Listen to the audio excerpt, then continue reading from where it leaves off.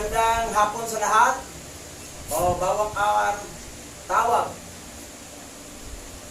So, sa hapong ito ay narito naman kami ulit sa isang talakayan patungkol sa topic nito na All Souls Day. Araw ng mga patay na sa Espanyol, Todos los Santos. So, ito ay i-celebrate noong November 1. Anong pizza na ngayon? Pizza 3 na. Oh. So, bago tayo mag-start, tayo muna ay manalangin to be led by Pastor Richard. Sige, tayo po ay manalangin. Mapagpalang abayahawa, kami po ay patuloy na nagagalak sa hapong ito na muli po ay matalakay ang isyo at mga celebration ng paganong sinusunod ng sanglibutan.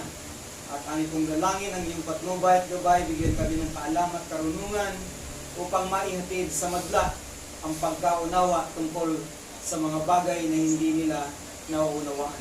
Ikaw ang siya pasimula at siya rin ang magbibigay ng kawakasan. Pero hinihiling po namin sa hapong ito na kami iyong basbasan at pagpalain at ang iyong karangalan lamang ang mahayag sa aming kalagitnaan. Sa muli po kami nagpapasalamat, nagpupuri sa iyo sa pamamagitan ni Mashiach Yahweh Shai na aming tagapagligtas.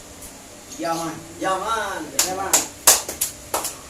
Pakilala muna namin ang aming sarili. Yan. Kami po ang mga rinang Hebrew Israelite na nandito sa bansang Pilipinas. Ang aming mga grand lolo sa aking side namin ni Pastora ay galing kami sa tribe ni Manasi. Ito naman sa Pastor Buddy, tribe of Naphtali. Si Pastor Richard ay tribe of Sibulon.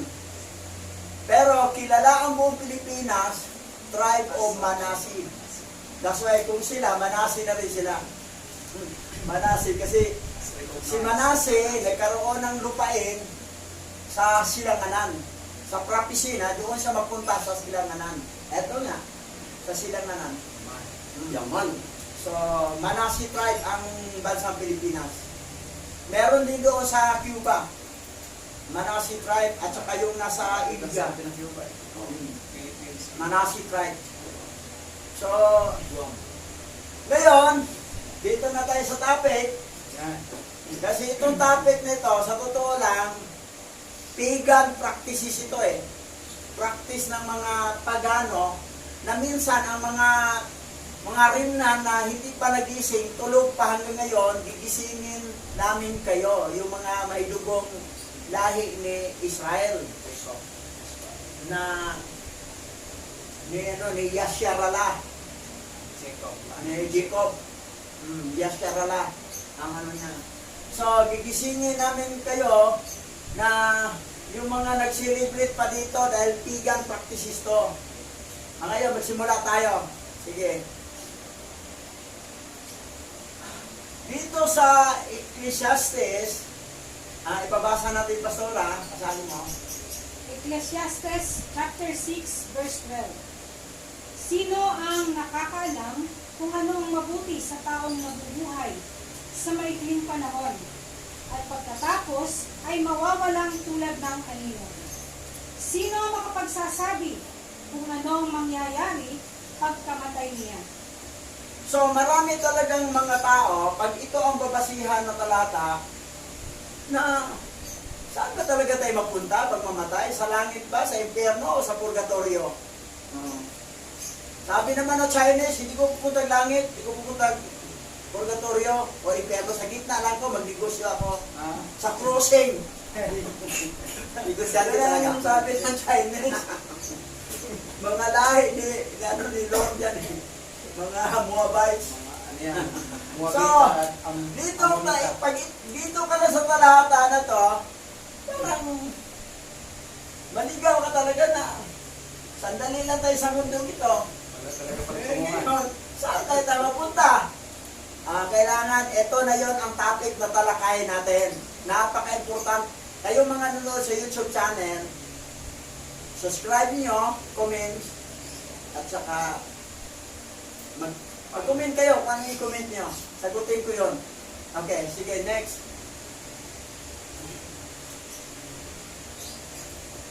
Sa totoo, ito talaga ang reality.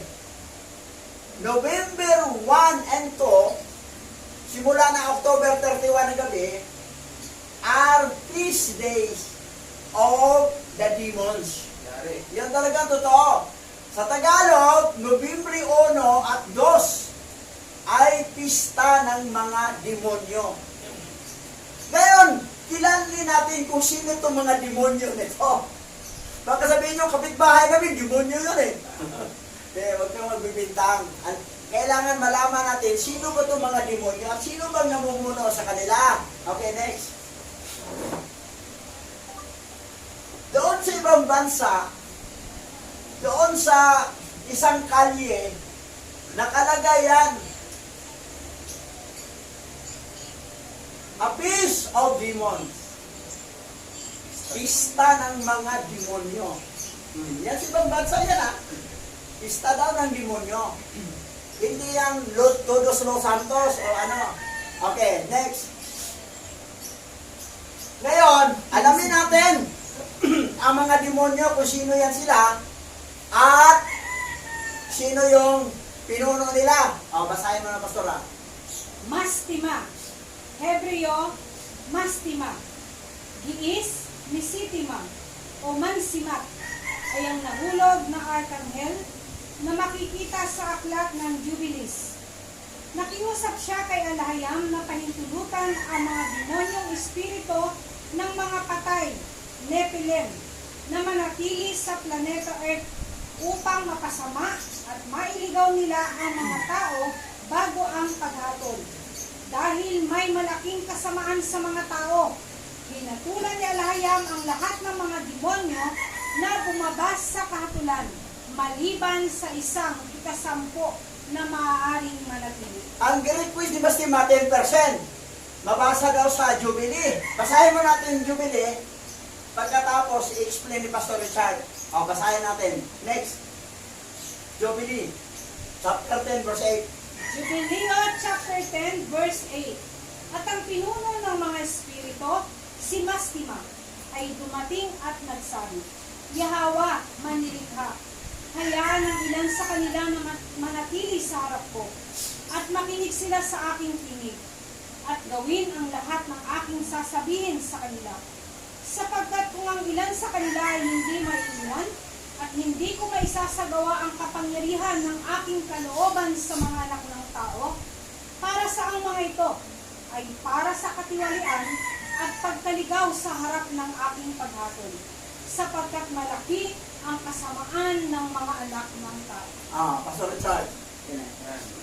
So malinaw po sa ating binasa ayon po sa aklat ng Jubilee na mayroon pong mga demons na binabanggit dito at ang kanilang pinuno ay walang iba kundi si Mastima. Ang isa sa high-ranking angel na hinulog din po katulad ng mga fallen angel na nauna. So saan po ba nanggaling ang mga demons? So ang kasaysayan po ay tinagong sa atin, ayon po yan sa aklat ng Jubilee. Dahil nung nilikha si Adan, siya po ay mayroong kasamang babae. Hindi po yan isinama nung isinalin ang Genesis at composed by 80 books and 73 books and 66 books para po ang tao ay wala pong information may kinalaman sa mga demons. At ang kasabay pong nilikha ng ating maylikha na si Abba Yahawa, kasabay po ni Adan, ay walang iba po na pangalanan sa aklat ng Jubilee kundi si Lilith. Si Lilith po, nung siya po ay nilikha, siya po ay mayroong sariling pag-iisip na ayaw niyang magpasakop kay Adan. Sa madaling salita, siya po ay sinumpa ng ating maylikha na si Abba Yahawa. So dahil po dyan, si Mastima o si Samael, ang pangpitong, ang isa sa high-ranking angel sa pangpitong langit, ay bumaba upang magmarites kay Lilith upang isumbong na may panibago ng babae na kasama si Adan. at walang iba kundi si Eva. So sa madalit salita, ang akala ni Samael, si Lilith ay magsiselos. Wala siyang ginawa kundi mas lalo niya na pinatigas ang kanyang kalooban at talagang tumalikod na kay Abay Yahawa. So si Samael at si Lilith ay nag-asawa ayon po sa mga kwento ng Jubilee, at sila po ay nagkakaanak ng mga demons 100 bawat araw. Ganun po karami. Kung ilang taon po ang tinagal, ganun po karami. So sa madaling salita, ang purpose po ni Mastima nung po siya bumaba, iniling niya po kay Abay Yahawa na po yung lahat ng mga demons na ipinanganak, hingiin niya ang 10% doon upang ito'y kanyang pangunahan. Ang kanyang layunin ay subukin po ang mga lahi ng tao sa kanyang gagawing pagsubok. Doon po makikita kung sino ang totoong susunod kay Yahawa at kung sino po yung madadala niya sa pagkahulog sa kasamaan. Bago ang paghatol ayon po sa kanyang sinabi. At si Mastima po ang talagang totoong may papel kung paano nasubok ang ilang mga tauhan sa Biblia. Like for example, si Job. Yan, siya po yun na sinabi ng Abay Yahawa na saan ka nanggaling, Satanas? Ako'y nagpaparot pa rito sa buong sanglibutan. Kung sinabi ng Abay Yahawa, napansin mo ba yung aking puso? Wala siyang katulad sa lupa. Tapat siya sa akin, sabi ng ating Creator kay Samael, ay kay Mastima. At sa madalit salita, nangyari ang pagsubok, pero hindi sinusunod ng Abay Yahawa na kunin ang kanyang buhay. Ganon din po kay Abraham. Ang unang anak po ni Abraham, dahil baog si Sarah, ang una niyang naging anak doon sa katulong ni Sarah, na si Agar, ay walang iba kundi si Ismael. Si Ismael din po ay hiningi din po ni Mastima na ihandog ayon po sa Quran. So kung paanong hiningi ni Mastima na subukin na ihandog si Ismael ni Abraham, ganon din po nung dumating na ang pangako na may panganak ang kanyang mismong lahi, walang iba kundi si Isaac. So kung paanong ginawa ang hiningi ni Mastima na ialay o ihandog si Ismael, halos ganon din ang kwento sa Bible ng Hebrew na hiningi din ni Mastima na si Isaac ay ihandog din po ng Abraham sa ating pong Yahawa. So the same ang kwento.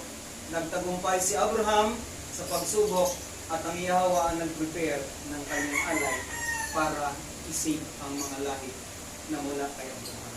So ang purpose talaga, na number 1 purpose o layunin ni Mastima ay iligaw ang maraming mga tao para mapahamak sa impyerno katulad nila. Yun talaga ang layunin ni Mastima. So gumawa siya ng iba't ibang pamamaraan at ang kamatayan ng mga tao ay kanyang pinili upang maging celebration. Alam niyo, tuwan-tuwa ang mga demonyo kapag ang mga tao namatay. Ayan, di ba? So nakita natin ang aklat ng Genesis na ang demonyo nung dumating o nang ang mga Polyngila dumating, nagsimula ang kamatayan sa tao nung sila nasubok. Yan, makikita natin na pagdating ng All Saints Day or araw ng mga patay, siniselebrate po at tinatawag na ito ay pista ng mga patay. Pero sa totoo lang, buhay po ang nagsiselebrate, hindi po ang mga patay. So, pansinin niyo yan. Patay ang siniselebrita ng pista, pero ang mga buhay ang naglalasing. Yaman. Yan po. Yan.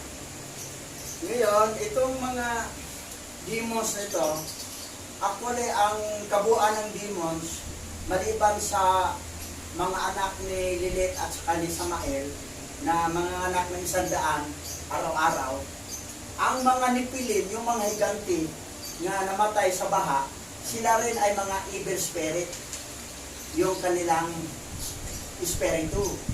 So, kabuuan ng evil spirit talaga lahat ay maabot ng 1 trillion. 1 trillion evil spirit. Kasama na ang mga anak ni Samael at saka ni Lilith at saka yung ibang mga sanipilim.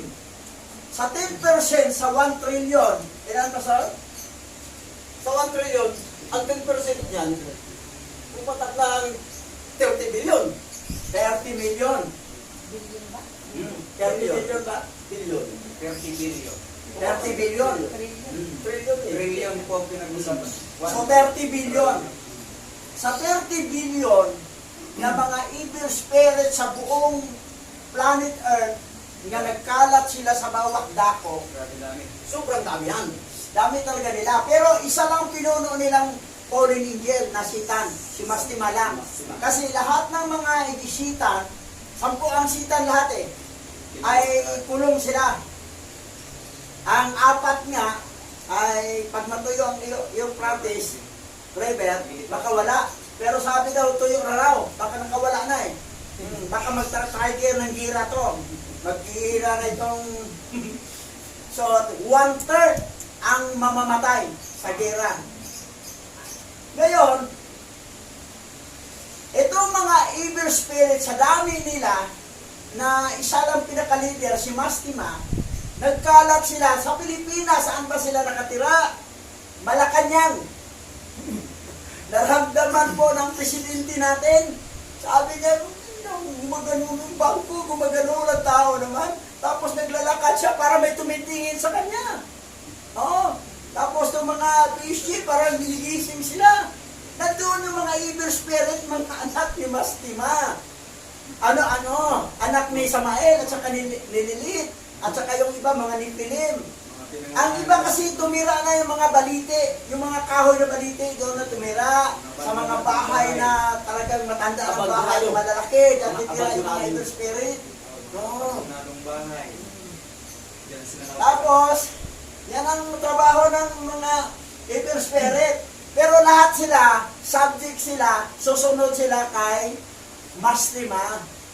Sila yung maglagay ng problema, sakit, karamdaman, tukso, lahat. Ngayon, tuloy natin. Moving forward. Ngayon, dito tayo sa Halloween. Yan. Pakibasa. Isa sa issue. Ang Halloween ay hindi matatagpuan sa Biblia. Ngunit ang ibig sabihin nito ay, ang mga bata ay nagbibihis na parang multo, aswang, halimaw at iba pa. At nagbabahay-bahay para humingi ng candy sa gabi ng ika-31 ng Oktobre. Ngunit ang buong kahulugan ng Halloween mula sa Webster Dictionary ay nagsasabi na ang ika-31 ng Oktobre ay sinusundan ng tradisyon na nagbibihis ng demonyo sa gabi. So, talagang pista talaga nila ni Mastima at saka yung mga 10% na demo na 30 billion. 30 billion.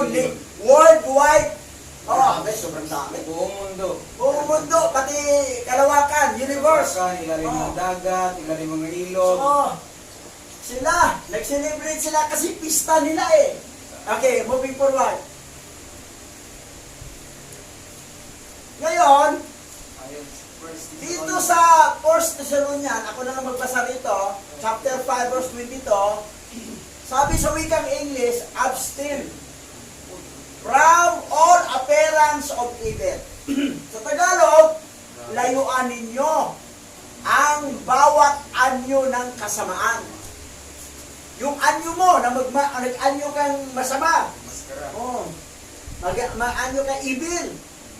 Pero, ang ibang tao, nag-anyo ng demonyo. O, paano natin malaman? Okay, next. Kwanto pa? Ayan o, anyo ng demonyo. Nagulat ng tatlo eh.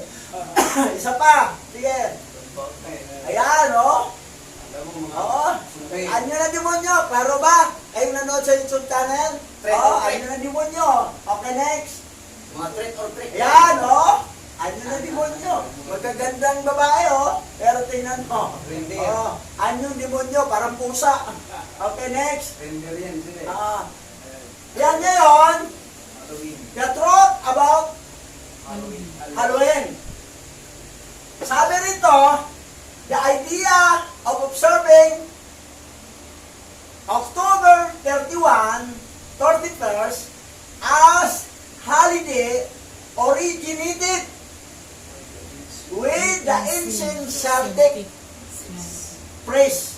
Isang pare na Celtic ang tawag called Druid. Around 300 BC. Sabi ni James L. Melton. Sa Tagalog, basa, Sora. Ang katotohanan tungkol sa Halloween. Ang idea ng pag-obserba ng Oktubre 31 bilang isang holiday ay nagmula sa sinaunang Celtic na pare na tinatawag na Druids noong mga 300 BC ayon kay James L. Melton. Yung Celtic kasi, kailangan yung anyo mo talaga, demonyo. That's why na may mga bansa na Celtic, pero hindi ko na banggitin, baka masaktan sila. Sa lahat, European country yan eh. Yan, pero ito, namumuno ito isang pare nito. Oh, Celtic na pare. Ayun, may tanong ba kayo? May Celtic po, pero may Celtic yan. Bakit ang araw ng mga patay o Halloween ay pista ng mga demonyo? So, ang tanong, ang araw ng mga patay o Halloween Day, bakit tinawag natin pista ng demonyo? Sa mga nakaintindi. Pero sa mga hindi nakaintindi, tuloy-tuloy ang kanilang practices na hindi na alam, na pagan practices yun, demonic practices yun. Pero nais natin ipahayag kayong mga nanonood sa YouTube channel. Sige, next. Basa. Bakit tinawag na pista ng Diablo ang Halloween? Malawakang paniniwala ngayon na sinusubukan ng simbahan na palitan ang Celtic Festival ng mga patay ng isang kaugnay na pista ng mga patay ay ipinagdiriwang katulad ng samhain na may malalaking pagpaparadang nagliliyab na apoy at nagbibihis ng mga kasuotan bilang mga santo, mga anghel at mga demonyo. Nobyembre 18, 2009. November 18, 2009. Ngayon, Celtic, ang original dyan, Celtic Festival. Pero sa totoo yan, yung Celtic Festival na ginawa ng Halloween Day ay kapistahan ng mga demonyo. Siyempre, magpipista sila si Mastima kasama niyang 30% na mga demons na abot ng 30 billion. Grabe. Demons! Buong mundo!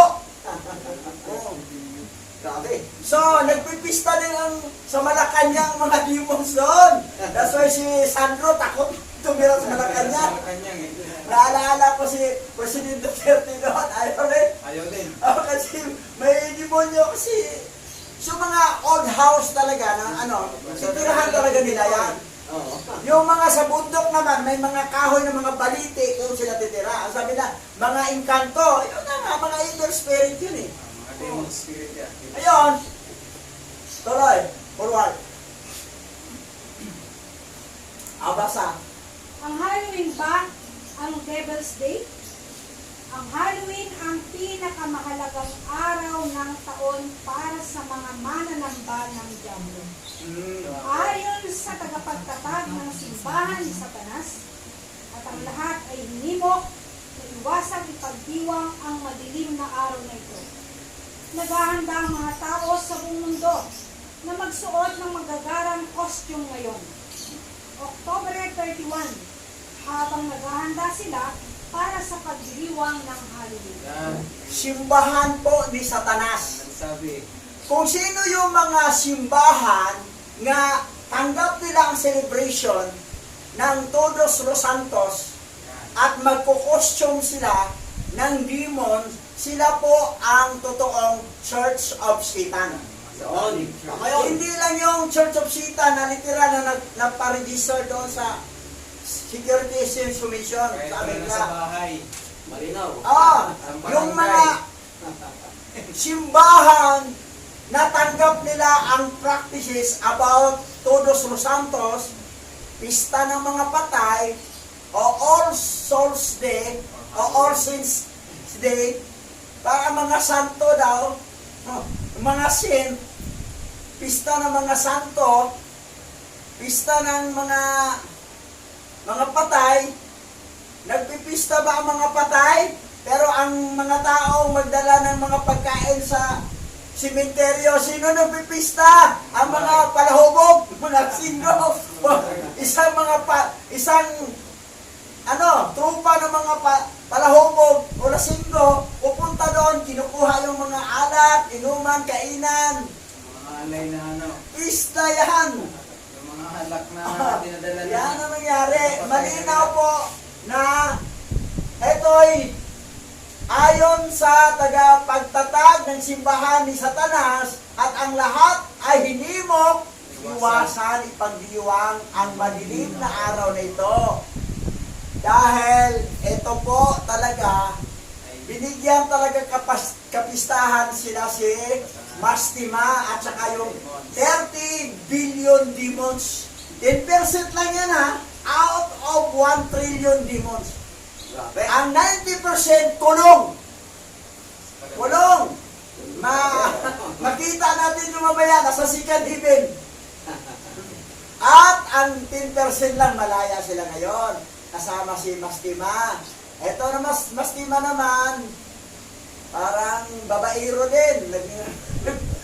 Marami binubuntisan niya, mga babae. Pupunlaki ng Oo. mga Kayo mga babae na hindi kayo mag-underwear, yari kayo tulog sa gabi. ni Mastima. Yari. Oo. Bubuntisan kayo ni Mastima. Yung mga demons, hindi makabuntis yun kasi spirit na sila. Si Mastima kasi, fallen angel yan, malaya siya. Pwede siya mag-anyong tao eh. Ito, tawag ito, yung Gregory ang tawag doon. Sa bukog ino. Nawala yung pagpak niya. Oo. Tsaka pwede rin di mapakita na sisipingan yung babae na hindi mo siya magpakita. May power kasi. Ngayon, tuloy tayo. Next. Tingnan mo, pista maraming nanonood sa paligid, Sumakay pa ng karang na anyong demonyo, sa kalsada. Okay, next. Mataas ng tao. Ayan, Witch ang ilong. may mga show sila, Ito, demons talaga to. Oo. Yan, pista kasi. Tuloy. Ngayon, Ay, si Lucas. pasa. Lucas chapter 16 verse 19 to 26. May isang mayamang laging nagdaramit ng mamahalin at saganang-sagana sa pagkain araw-araw. May isa namang pulubing nagngangalang Lazaro, natagtad ng sugat sa katawan at nakahiga sa may pintuan ng mayaman. Sa hangad na matapunan man lamang ng mga mumong nahuhulog mula sa hapag ng mayaman.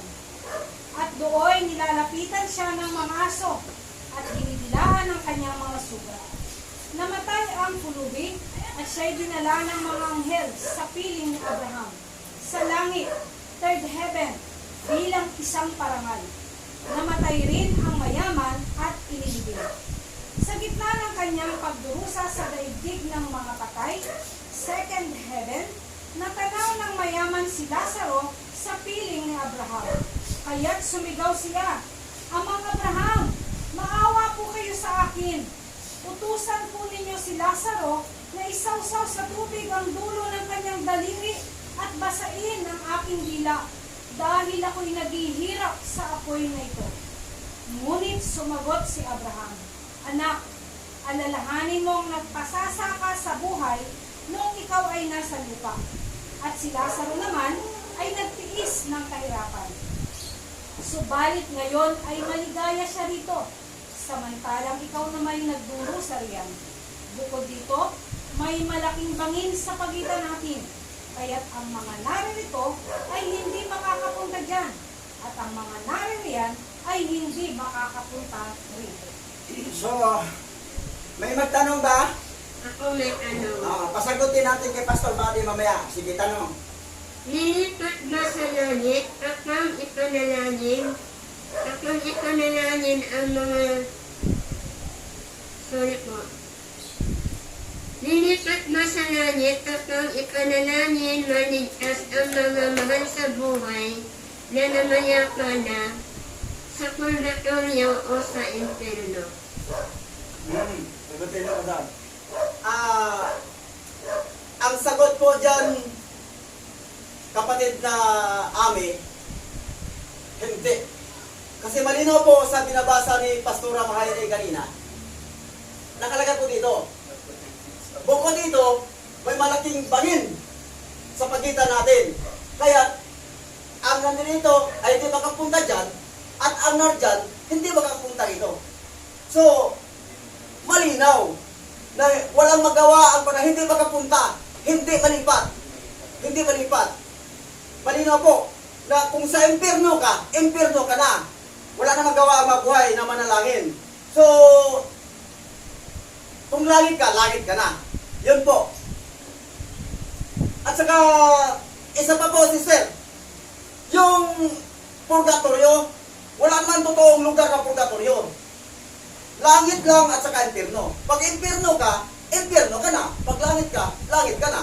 So, dito pa lang, pagsikapan na natin na hanapin ang tamang landas. Bali na po. Kasi ang purgatorio, hindi totoo yan. Inventong-invento, isang example to, nung maliit pa ko. Bilis na pumunta sa, maring, saan ka galing? Ay, maring, galing ako sa Tianggihan. Bakit? Ano yung dala mo? Ito po, ang anak ko kasi na si Toryo, binabulate. Kaya, ipurga ko ito kay Toryo. Doon po nabuo ang words na purgatorio, ang salitang purgatorio. Ang binubulate pa lang anak niya na si Toryo, pinupurga. Ayun po, baka doon nila kinuha yun. Hindi tayo sigurado. Kasi wala naman talagang purgatorio. Langit lang po at inferno. Malinaw po yan, sister. Salamat po. Si Toryo pala, binubulati. Binubulati. Kasi kumain ng malamig eh. Kaya binubulati. So, binubulati si Toryo, pinupurga siya ng kanyang mama. Ngayon, idugtong yun, purga si Toryo. Purgatorio. Tapos, ilagay nila listin eh, pag hindi ka mapunta sa langit, pag medyo mabait-bait, sa purgatorio daw mapunta. Pero kung sambahay talaga sa impyerno. Pero kung matino-matino, sa langit. Pero medyo alanganin, minsan mabait, minsan pasaway, sa purgatorio. Pag masama, impyerno. Yan ang akala. Pero dito malalaman natin mamaya Na walang purgatorio. ano ba talaga ang totoo. Ngayon, next. Basa. Ang ikalawang aklat ni Enoch, Kabanata 7, verse 1 to 3. Kung paano dinala si Enoch sa ikalawang langit. At dinala ko ng mga lalaking iyon, at dinala ko sa ikalawang langit. At ipinakita sa akin ang kadiliman, na higit kaysa makalupang kadiliman. At doon ay nakita ko ang mga bilanggo na nakabitin, nagmamasid, naghihintay sa dakila at walang hangganang paghatol. At ang mga anghel na ito ay mukhang madilim, higit pa sa makalupang kadiliman, at walang tigil na pag-iyak sa lahat ng oras. At Okay. Tingnan mo mga inggil ha. Walang tigil na pag-iyak sa lahat ng oras, yung mga anghel na yan. Kasi, inulong na sila dito. Yung mga angel na ito. Kasama dito ang yung 90% na mga demons. Nandito sila. Okay, next. Tuloy. At sinabi ko sa mga lalaking kasama ko, bakit ang mga ito'y walang humpay na pinahihirapan? Sinagot nila ako, ito ang mga apostata ng alayam na hindi sumunod sa mga utos ng alayam. Ngunit kumuha ng payo ayon sa kanilang sariling kalooban at tumalikod kasama ng kanilang prinsipe na siya rin nakatali sa ikalimang langit. Nakatali sa ikalimang langit. Sinong prinsipe nila? Si Simyasa. Bumaba sila, nag-asawa. Yung nakaanak sila ng Nipilim na yung namatay sa baha, kaya lang napilitan si Abay Hawa magbaha. para mapatay yung mga higanting Nephilim. Gaano ka tangkad yung Nephilim na yan? Kapantay sa 100 floor na building. 100 floor na building. Ganong katangkad. Tapos, kinakain na nila ang mga tao, mga hayop, mga isda, lahat. Kinakain na ng mga Nephilim, higante. Maliit pa si King Kong. Kung naparoon mo sa pelikulang King Kong, ang liit lang ni King Kong. Ang laki yan. Pinatay sa baha, yung spirito nila, evil spirit. Yung tatay nila mga fallen angel, nakulong yun sa second heaven, ay iyak sila, oras-oras, at ang prinsipi nila na si Miyasa, nasa fifth heaven kinulong. Okay, next, tuloy. At ako'y naawa sa kanila. At kanilang binati ako. At sinabi sa akin, lalaking alayam, ipanalangin mo kami sa Yahawa. At sumagot ako sa kanila, sino ako? Isang taong mortal na dapat kong ipanalangin ang mga anghel? Sino ang nakakaalam kung saan ako pupunta? O kung ano ang mangyayari sa akin? O sino ang manamalangin para sa akin? Ito ha, yung sagot ni Enoch ha. Ako nga, wala pa kong sure saan ako pupunta. Sino manalangin sa akin? Kayo mga anghel, ipapanalangin ko kayo. Kasi nag-request kayo na ipanalangin mo kami kay Yahawa, napatawarin sila. Sabi niya, ako isang taong mortal na dapat ko ipanalangin ang mga anghel. Kasasikan heaven ang iksina dyan ha.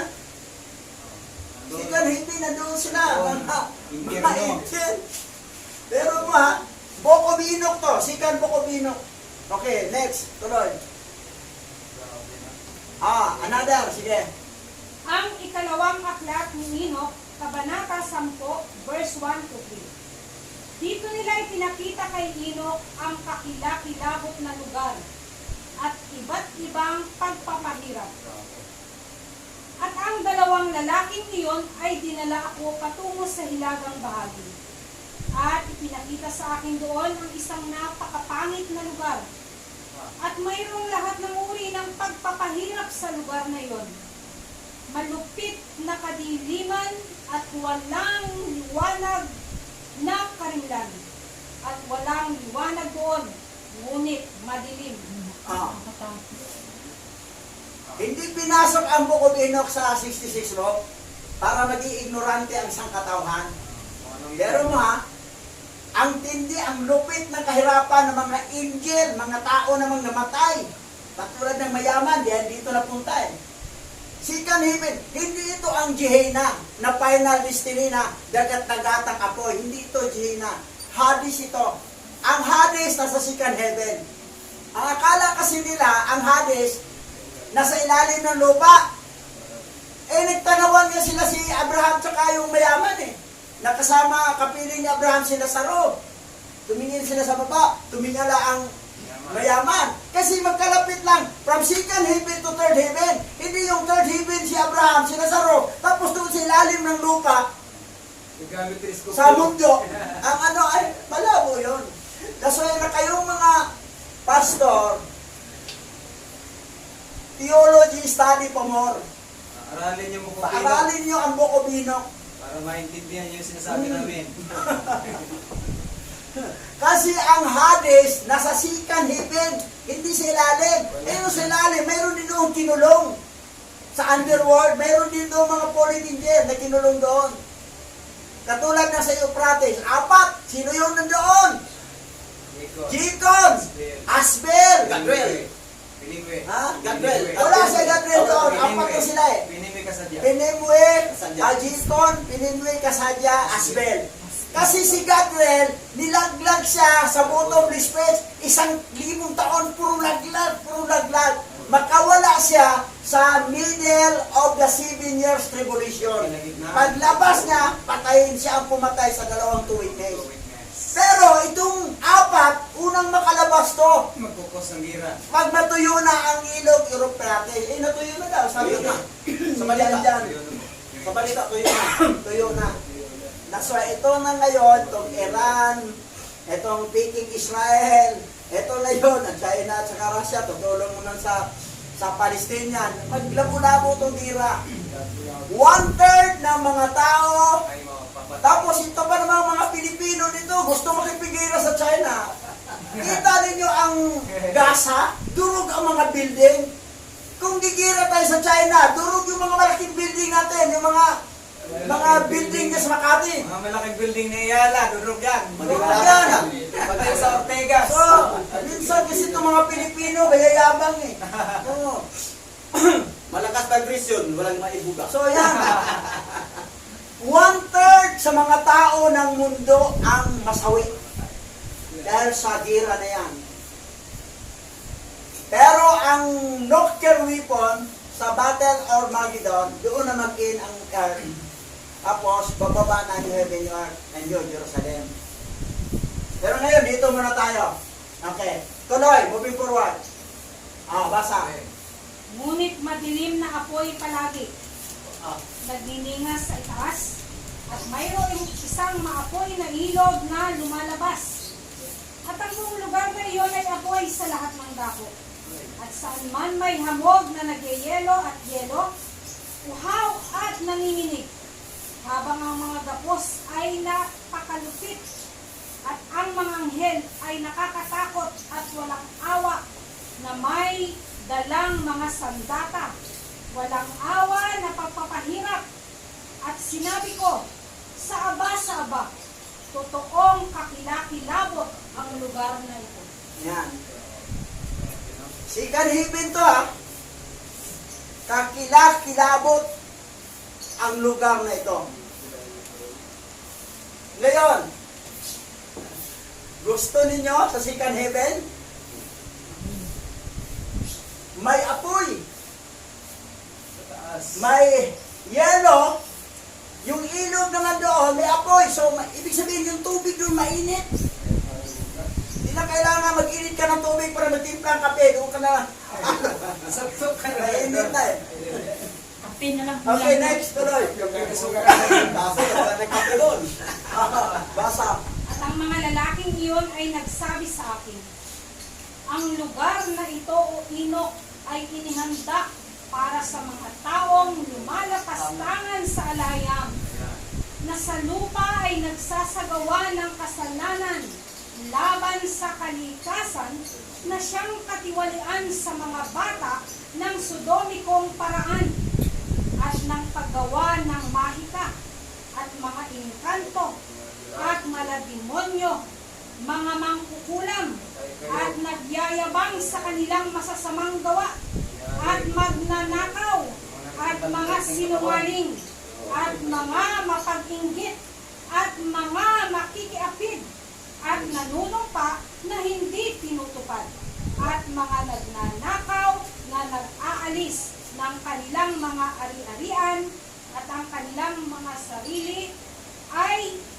yumaman at sinasaktan sila para sa pag-aari ng ibang tao na nakakabusog sa kanilang laman at mamamatay tao at mga hubot-hubad at hindi nakakaalam sa kanilang lumikha at yumukod sa walang buhay na idolatriya na hindi nakakakita o nakakarinig at ito'y walang kabuluhang pagsamba sa mga Diyos-Diyosan na kanilang naitayo at ng mga imahin na kanilang niyukuran.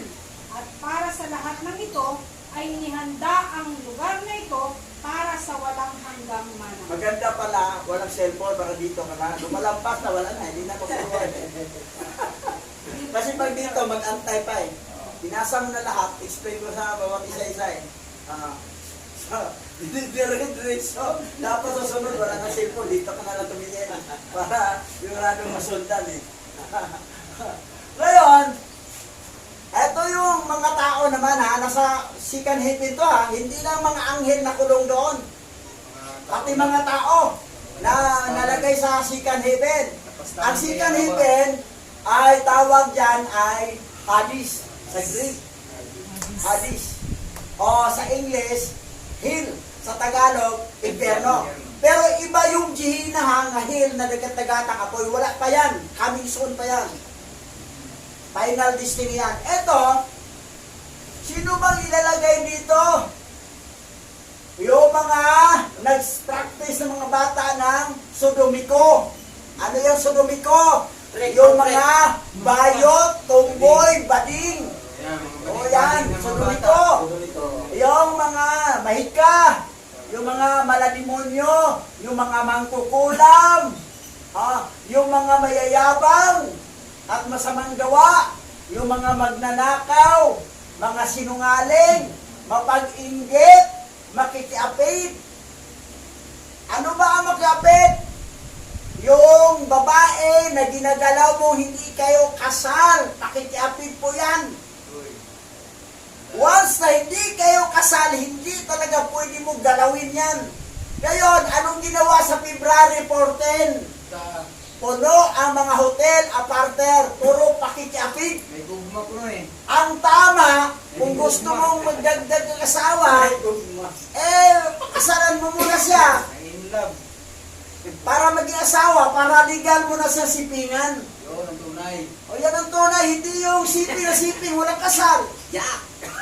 Wala namang limit sa Hebrew Israelite eh. Wow! Pero sa Islam, 4 lang daw. Pero kausap kong Hebrew Israelite sa ibang bansa, sa Amerika, 5 sa kanya. Dinimok ako, nadagdagan daw yung akin. Eh sinabi ko na, isa lang. Ngayon, eto hindi mo pwede galawin ang babae hanggat hindi mo siya asawa. Yan ang tunay. Ang batas. Tapos, hindi ka pwedeng magnanakaw. Dalawang klase magnanakaw. Magnanakaw sa lupa at magnanakaw sa alahayam. Paano mo ninakaw ang alahayam? Yung hindi ka nagbigay ng tithes sa lupering. Ninakaw mo ang tithes. Magnanakaw yan sa alahayam. Tapos magnanakaw sa lupa. Hindi yun, kinukuha mo. Tapos, ano pa? Mangkukulam. Malademonyo. Ano yung malademonyo? Yung mag-costume na demonyo. Yung sumasali pa sa mga pista ng demonyo. O All Souls Day. O pista ng mga patay. O yung malademonyo ang suot. Yung inkanto, yung nagpa-practice ng mga gayuma. O yan. Mga magic. Okay, next. Next. Yan. Ato. Ano pa ditong tinutukoy? Nagawa ng Ang ari-ari, no? kanilang mga ari-arian, nangangagaw. Yumayaman sila, sinasaktan para sa pag-ari ng iba. Yan, yung mga politikong magnanakaw, yung mga smuggler. Ay, dito kayo mapunta. Land grabber. Land grabber. Naagaw na hindi kanilang lupa. Yan. Yung mga idolatry. Patay kayo. Yung magsamba ng revolto. Kayo, mamamatay tao. Mamamatay tao. Patay. Dalawang klaseng mamamatay tao. Yung mamamatay tao na literal mong binaril, sinaksak, pinatay. At mayroon rin isang mamamatay tao na napuot ka sa kanya, hindi ka marunong magpatawad sa kanya. Ang puot mo ay walang katapusang puot. Pinatay mo siya. Ang napupuot sa kanyang kapwa ay isang mamamatay tao. Spiritual killing yan. That's why na lahat ng mga kaaway mo, patawarin mo. Magbati-bati na kayo. Tapos, eto, niyukuran. Lahat ng inahanda sa lugar. Okay. Ngayon, ito yung idolatry, pagsamba sa mga Diyos-Diyosan. Okay, next, tingnan natin. Forward. Eto. Alam ba ninyo ito? Pagsamba ito sa Diyos-Diyosan, yung maglagay ka ng kandila. Halimbawa, sa birthday mo. Sa birthday cake, may kandila. Sindihan, harap mo. Tapos, sa araw ng mga patay, naglagay pa ng kandila sa pintuan ng bahay. Doon sa simbahan sa altar, maglagay ka ng kandila. May electric, may ano ka naman, mayroon ka namang ilaw eh. Bakit maglagay ka pa ng kandila? Doon sa ibang lugar, nasunog isang squatter area, naglagay ng kandila sa pintuan. Sa February, February to, nasunog. Alam ba niyo kung sino to? Sino yan siya? Okay, next. Yan. Nakalagay doon, Lucifer means light bearer o morning star. Pre-Christian mythology, he is called Shahab, Hillel. Sa Hebrew na modern, Hillel ay yun yung Lucifer. And Epaphras, John Peter, he is not the fallen angel or the name for the devil, but the morning aspect of the planet Venus. Venus is also personified as a goddess. Is called Aphrodite in Greek, and there is no need there for Lucifer. Hindi ka dapat matakot kay Lucifer. Ibig sabihin, light bearer. Pag ikaw ay maglagay ng kandila, you are worshiping Lucifer. Sa birthday mo, may birthday cake, tapos may isang kandila doon maliit, sinindihan, you are worshiping Lucifer. That's why sa Islam na malaking kasalanan ang mag-celebrate ng birthday. Pati sa Hebrew, kasalanan mag-celebrate ng birthday. Yung mga anak ni Job na nag-celebrate ng birthday, patay sila lahat. Sino lang ba ang nag-celebrate ng birthday? Si Herodes. Lahat ng mga masasamang tao nag-celebrate ng birthday. Pero sa mga matitino, hindi mag-celebrate. Kasi pagan practices yan. The moment that you are in front of the birthday cake with the candle, that is the symbolic of Lucifer. Tapos sa pista ng mga patay, naglagay ka pa ng kandila sa baba ng pintuan ng bahay nyo, ay naglagay ka ng maraming kandila, naglagay ka ng maraming Lucifer. Maraming light bearer. Yan. Yan ang hindi alam ng iba. Okay, next. Tradisyon. Gayon. Tuloy. Pangatlong langit na tayo. Dalawang aklat Ang ni Enoch. ikalawang aklat ni Enoch, kabalat. Dito ka na lang tumingin. Baka lumalampas ka. Verse 1 to 10. Sa pag-aakala ni Enoch sa ikatlong langit, at kinuha ko ng mga lalaking iyon, at dinala ako sa ikatlong langit, at inilagay ako roon, at tumingin ako sa ibaba, at nakita ang mga ani ng mga lugar na ito, na hindi pa nakikilala sa kabutihan. At nakita ko ang lahat ng matamis na namumulaklak na puno, at namasdan ang kanilang mga bunga na mabango, at ang lahat ng pagkain na dala ng mga ito ay bumubula ng mabangong pagbuga. Kita mo, third hippie na to ha. Dito tayo titira. Habang wala pa ang new heaven, new earth, and new Jerusalem. Okay, next. Next. Basa. At sa gitna ng mga punong kahoy ng buhay, sa dakong iyon kung saan ang Yahweh ay nagpapahinga, kapag siya ay umahon sa paraiso. At ang punong kahoy na ito ay hindi may paliwanag na kabutihan at halimuyak, at pinalamutian ng higit sa bawat bagay na umiiral. At sa lahat ng panig, ito ay nasa anyong ginto at mapula at parang apoy at sumasaklaw sa lahat. At mayroon itong ani mula sa lahat ng prutas. Ang ugat nito ay nasa hardin sa dulo ng lupa. At ang paraiso ay nasa pagitan ng kabulukan at kawalang kasiraan. Okay. Ngayon, ganito ha. Ang third heaven, doon na po ang paradise. Ang Garden of Eden. Nasa third heaven na. Doon sa third heaven, doon sa Garden of Eden, sa paraiso, minsan pupunta pala si Abba Yahweh galing sa tin heaven, kasi sa tin heaven siya eh. Pupunta siya sa third heaven, minsan nagpahinga pala. O sabi niya rito, at sa gitna ng mga punong kahoy na buhay, sa dakong iyon kung saan si Yahweh ay nagpapahinga kapag siya ay umahon sa paraiso. At ang punong kahoy na ito ay hindi may pauliwanag na kabutihan at halimuyak. Grabe, hindi ma-explain ang kabutihan at saka halimuyak. At pinalamutian ng higit na bawat bagay ng mirror. Ang tindi, ang ganda. Mas opposite sa second heaven. Ang second heaven, sabi daw, pangit nga lugar. Sobrang dilim.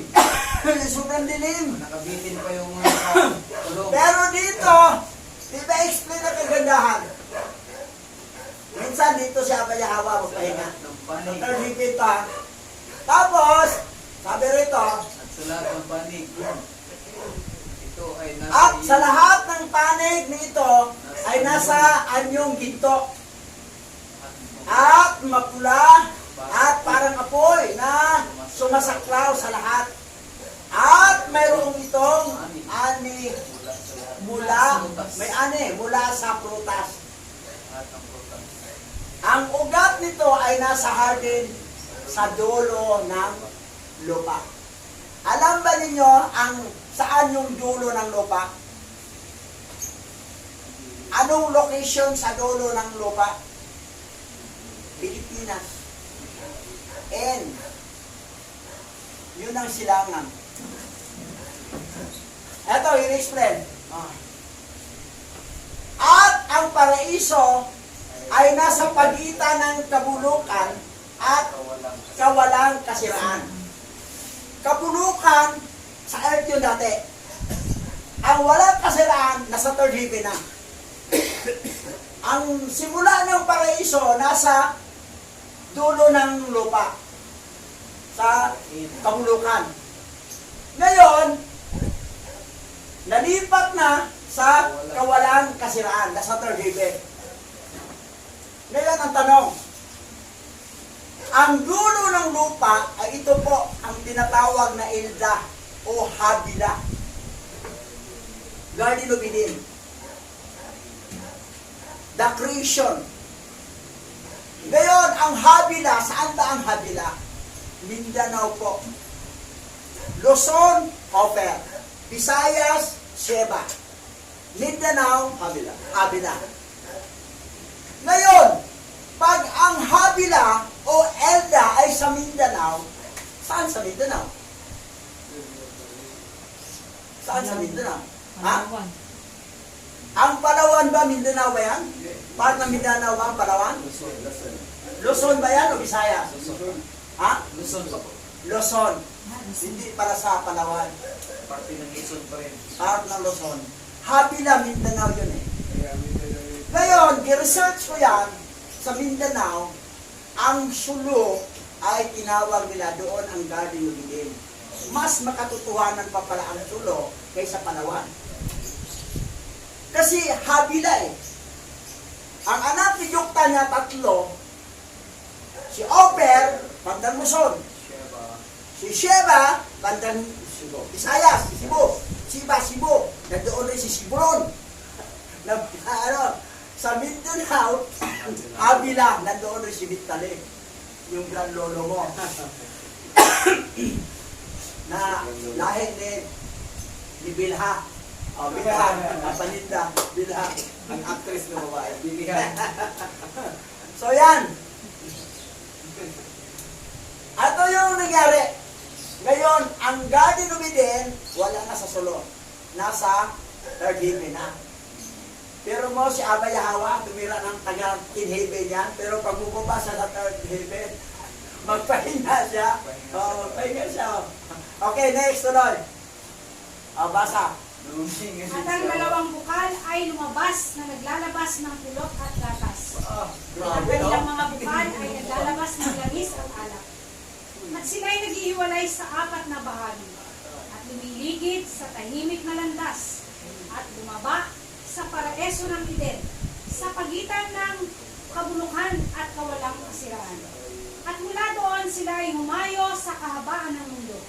At nagkaroon ng pag-ikot sa kanilang bilog, maging tulad ng iba pang mga ilaw. Ikot ng humayo sa kahabaan ng mundo at pagkaroon ng pag-ikot Sa kanilang bilog. ng kanilang bilog, maging tulad ng iba na pang mga elemento. So, pansinin mo pansinin mo. Ang location ng paraiso ng Eden, ang binanggit dito ay sa pagitan ng kabulukan at kawalang kasiraan. Ang third heaven, walang kasiraan. Pero, ang dulo ng mundo, ang dulo ng lupa, ay Pilipinas, part of Mindanao, Habilao, Elda, Sulu. Doon simula. At ngayon nasa third. That's why, yung dalawa na yan, yung kabulukan at walang kasiraan, ay binanggit dito na ang simula dito sa ang galing ibigay nasa kabulukan. Yung nagkasala siya ng iba, ng kabulukan, nalipat na sa walang kasiraan doon sa third heaven. Okay, tuloy. At dito ay walang punong hindi namumunga. At ang bawat lugar ay pinagpala. At mayroong 300 anghel na napakaliwanag na nag-iingat sa hardin. At may walang humpay na matamis na pag-awit at walang tahimik na mga tinig na naglilingkod sa Yahwa sa lahat ng araw at oras. At sinabi ko, napakatamis ng lugar na ito. At sinabi sa akin ng mga lalaking ito, Kita mo sa third heaven to,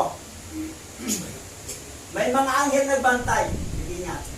At liwanag ng mga anghel sa hardin.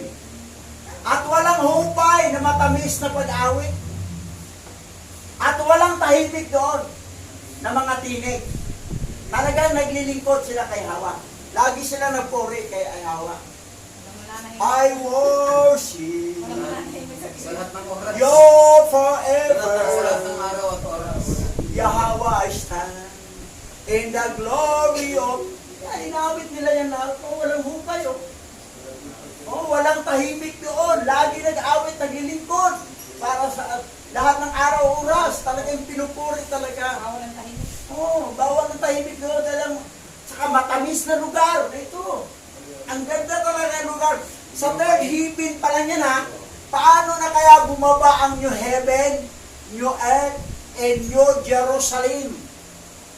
Tayong mga Rimnan Hebro, sa Jerusalem tayo titira. Kasi ang mga hintel, outside of Israel, Jerusalem, nasa sila. Pero mga saved din sila. Kasi malawak naman Bakit New Heaven? Kasi sira na kasi ang heaven natin ngayon. Sa Alapapyung first heaven, sira na. Ang mga ozone layer, butas-butas. That's why pag mag-init, sobrang init, at lamig, sobrang lamig, magbaha na rin.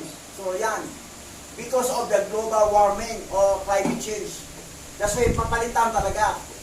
Tayong mga Hebrew Israel, huwag kayong mag-isip na pupunta tayo doon pag dirag dyan tayo. Wala po. Defiled na yung lugar na yan. Hindi yan dyan. Doon tayo sa New Heaven, New Earth, and New Jerusalem titira. Ating mission, aralan talaga puro. Isingin natin ang mga Hebrew Israelite na tulog. Isama na natin mga hintel na mga elect. Okay, next. Ngayon, ano ba ang kaligtasan talaga?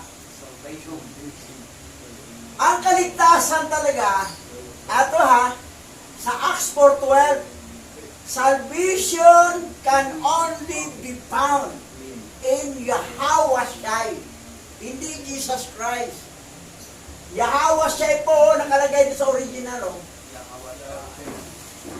Yahweh Shai. Alahayang. Salvation can only be found in Yahweh Shai because in the basement of heaven, only His name was given by Alahayam. Ito Alahayam. Yahweh Shai. For the salvation of mankind. Ngayon, next.